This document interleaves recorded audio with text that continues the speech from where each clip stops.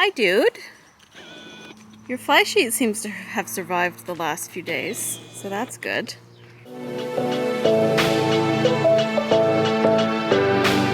Hello everybody, and welcome back to another video from me and this dude who, as always, when I'm sitting here, refuses to leave me alone. I thought that I would film a little intro to this video because I technically filmed one, but it was over a month ago, and I feel like starting this video in the present day. So today is May 25th. I am about to do Merlin's 8th ride, and I have decided that today is the day that I'm going to finish filming my saddle review. So Merlin's first saddle arrived about a month ago now. Really?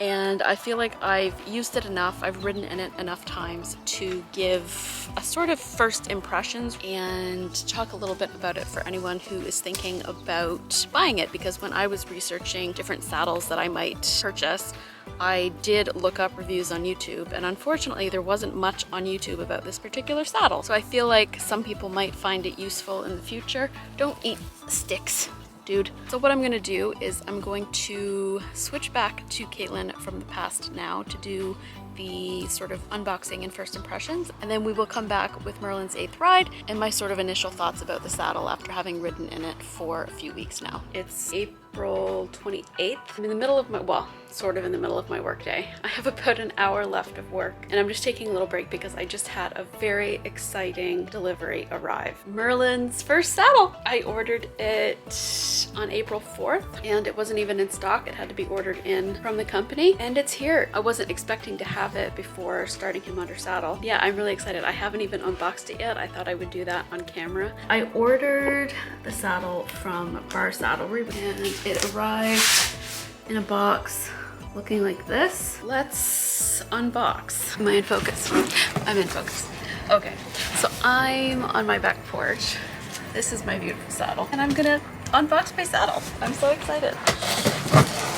The nice thing about Bars when you order from them is that they have free shipping over $99, even for something as big as this. So I literally just paid for the saddle.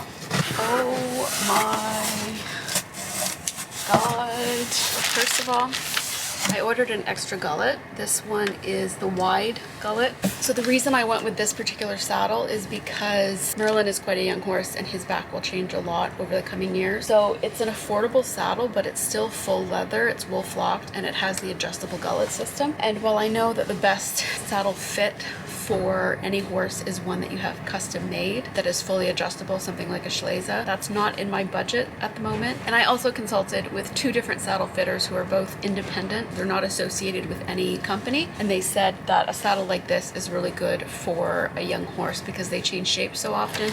You can easily switch out a gullet or remove flocking. The base model of the saddle comes with the medium gullet, which might be what Merlin is right now, but I ordered the wide just in case. This is sort of what I feel he'll grow into. So here it is.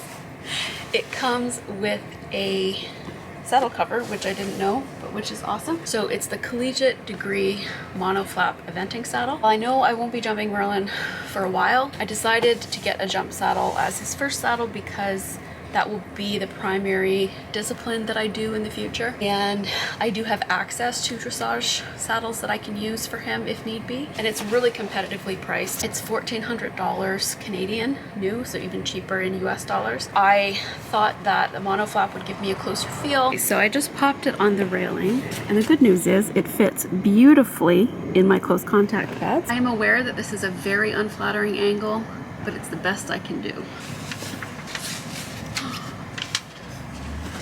Oh my God. Oh, okay. Guys, this is stunning. I'm gonna film some close-ups and I'll go more into detail about the saddle once I have it at the barn and on Merlin, but I'm in love. I think I'm in love.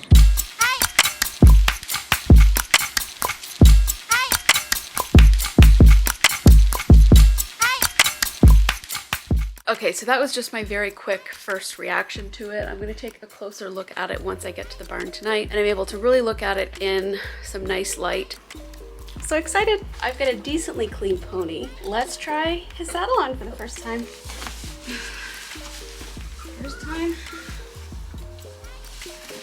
saddle on.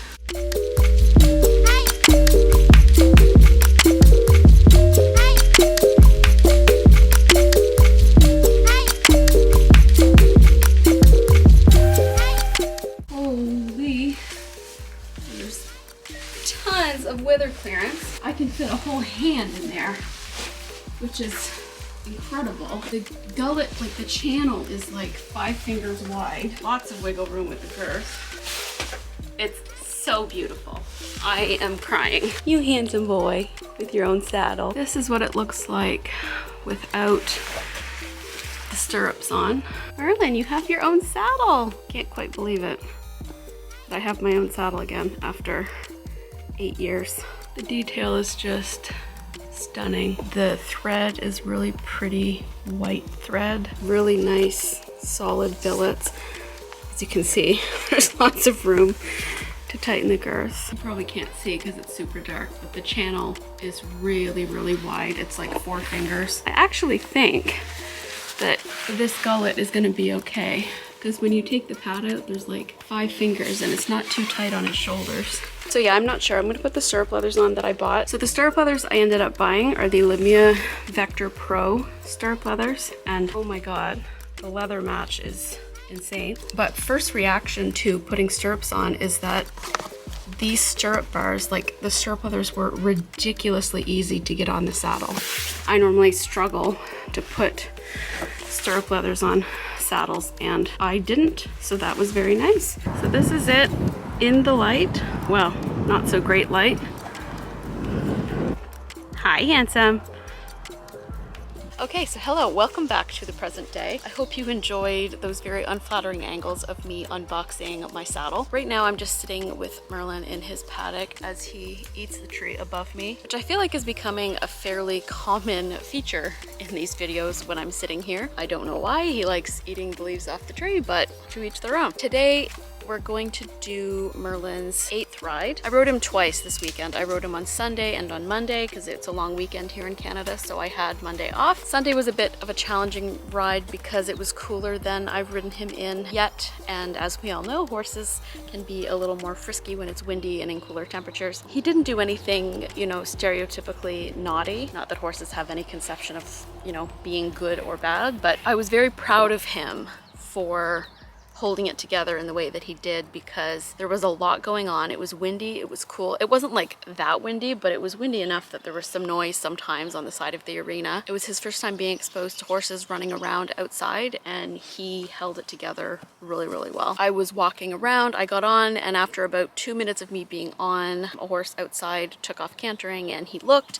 and he neighed, but he didn't spook or do anything like that. I got to a point where a lot of them were running around outside and I could feel the tension in his body, so I decided to get off and just walk him around and just let him just sort of vibe with it. That worked. And in hindsight, and this is where I'm saying that the ride was challenging for me, because it taught me a lesson that I will bring forward. I should have just left it there, but unfortunately I didn't, and I got on and we ended up doing some walk trot, and he was really good. He didn't do anything bad, but he was stalling a lot at the trot going to the left, like coming around the turn on the sort of oval that I ride him on, coming around the turn towards the wall going away from the arena door. He would like stop. Based on my ride on Monday, that was just him expressing that he was tired and had reached his limit, and I sort of reverted back to earlier tendencies where I had to sort of end on a good note. So I did find a decent place to end, and like all in all combined, I was still only on his back for about 20-25 minutes. I hear a bumblebee. Leave me alone, leave me alone. Hi, dude, hi. Hi, leave me alone. Okay, yeah, sorry, bumblebee. Crisis averted. Oh my God, I hate bumblebees. Monday, my main goal was just to have a better ride than I had on Sunday and to work on forwardness and not stalling in the trot. And he was an absolute legend. Like, he didn't stall once. You were very good, weren't you? Yes. You were such a good boy. He trotted the longest he had, so I use Equilab to track my rides. I was on him for about like just under 25 minutes, and we did 6 minutes and 40 seconds of trot, something like that. He was awesome, and we did our first sort of changes of direction at the trot across the diagonal. He was great. Today I'm hoping just to build on that, continue our trot work and focus on forwardness, rhythm, and straightness. His steering is really good, but he still doesn't quite understand bending around my inside leg. So we're just going to keep working on that, and hopefully once we have that, we'll be able to start cantering. Let's get going, and I will regroup with you to talk a little bit about the saddle once I have finished my ride. I saw you inside, it was a cold winter night. You show like different intoxicants to make you feel alright. Now I'm sitting here, holding back tears and fears. You're just my type.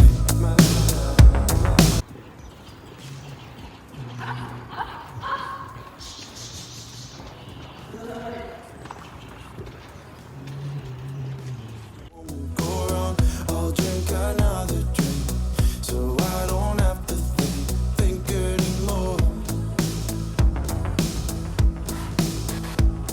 I want to believe that I would take you home. Loving you isn't hard to do. I said loving you isn't hard to do. When I see you all the way from across the room.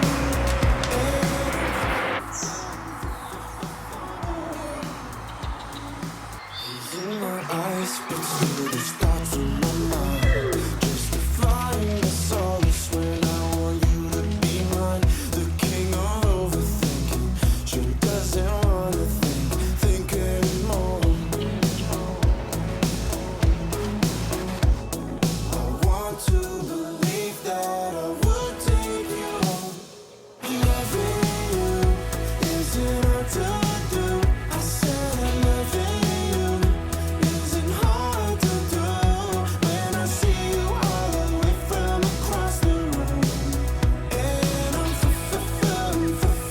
fond of you. Loving you isn't hard to do. I said loving you isn't hard to do. When I see you all the way from across the room, and I'm fond of you.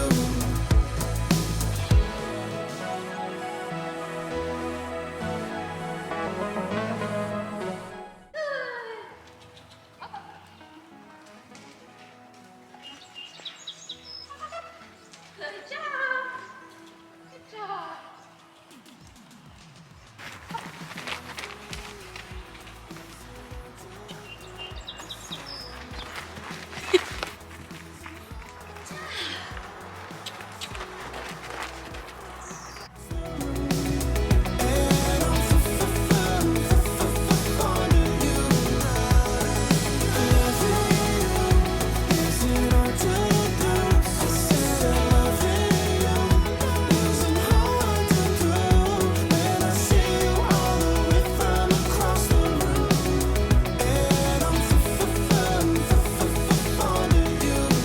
So, this dude was an absolute legend. I don't think I'm gonna call this a saddle review. I think it's more like first impressions. I absolutely love it, and he seems to really like it too, but I don't feel like I can do a proper review until I've really ridden in it for a few months. He's now out on grass, and he's about to go canter to meet his friends, probably. Unless he's gonna be really, you're being so boring, Merlin. Oh, we've gotta stop and have a poop. Oh my God, he's being so boring and sensible. I got on and I did just probably like 7 or 8 minutes of walk, really working on getting him to bend around my inside leg and move off my inside leg and not walk around with his head slightly pointed to the outside looking at his friends. And he did really good. I noticed a difference between when I first got on and like just before I decided it was a good time to trot. So I was really pleased with that. His halting has gotten like awesome. After about 7 or 8 minutes, I got off, set up my phone and this camera, and I think it was like the video on my phone, because I use my Pivo, is 12, like just under 12 minutes long. So not that much trot. It was very much on and off. Definitely the most trot he's done. Probably about 7 minutes in total. I started what has sort of become his good way, which is to the right. It's the way that he hasn't really stalled that much before, but he did today, so that's a new thing. He stalled a little bit like right after I asked him to trot. Because he's been stalling, I just have been carrying a small dressage stick on like my inside hand and just using it to tickle his shoulder, like not even tapping, just tickling his shoulder when I could feel him about to stall. And I did that once and he listened and didn't stall again. You'll hear in the video, if I decide to leave the audio in, that I'm sort of using my voice a lot to get him to go forward. I'll cluck like, or I'll do my sound. These are both voice cues that he, oh, look at, here we go. The herd is coming. So yeah, those are both audio cues that he knows from long lining and lunging. So they've transferred really well to under saddle work. And they work because he didn't stall after that first, I think he did it twice, and then we moved on. The trot work that he offered me was mostly nice and forward. He was flicking his ears back and forth a lot. Stayed relatively focused on me, which is good because I've been struggling a little bit with him sort of turning his head towards the outside as we're walking or trotting down the long side because he's staring at the horses outside of the arena. So it's been just really nice to see today that he wasn't doing that as much and he was focusing more on me and what I was asking of him. We did more changes of direction. His downward transition from trot to walk was a lot better. He did his best, sort of most consistent ones tonight. He was sort of glimpsing towards a stretch. It was literally for like 1 or 2 strides, but it felt great. And the pictures, like the screenshots from the video on my phone, look beautiful. Yeah, I'm really excited about that. Now,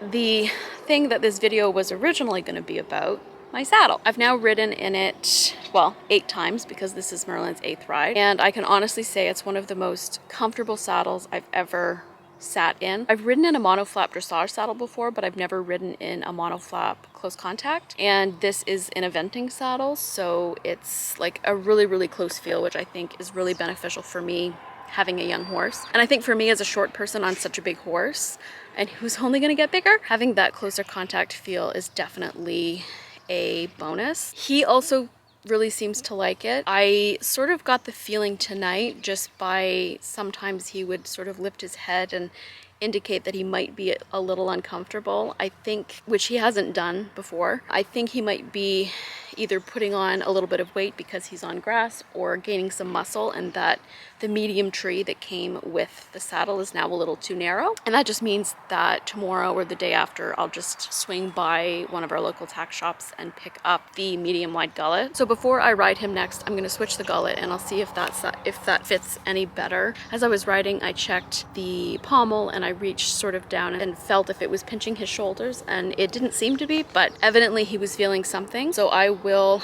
try the medium wide gullet and see if that makes a difference. And other than that, as I've already said, like the quality for the price is absolutely beautiful. The leather comes like super soft and buttery. The billets are a little stiff when you take it out of the box, but they definitely soften up with a little conditioner and use. It's just ridiculously comfortable. I'm in love. So those are sort of my first impressions. I'll do a more in-depth review maybe a few months down the road once I've ridden in it a little more. So if you enjoyed this video and you want to see more, I'm in a huge mood for making videos lately, so you can probably expect 1 to 2 videos a week for as long as this motivation lasts. And then after that, I'll definitely always try to post at least 1 video a week. If you enjoyed this and you want to see more, don't forget to hit that all-important subscribe button and comment down below and let me know whether you prefer a duo flap or a monoflap saddle. I used to be duo flap all the way, and then I rode in my friend's monoflap dressage saddle, and now I've ridden in this monoflap jumping saddle, and I'm in love. So I might have converted to being a monoflap person. And as well, if you want to follow me and Merlin on Instagram, we're on Instagram at Kaitehh Equestrian. And until next time, I hope you're having a wonderful day wherever you are. Take some time to give your pony a hug, and I will see you next time. Bye!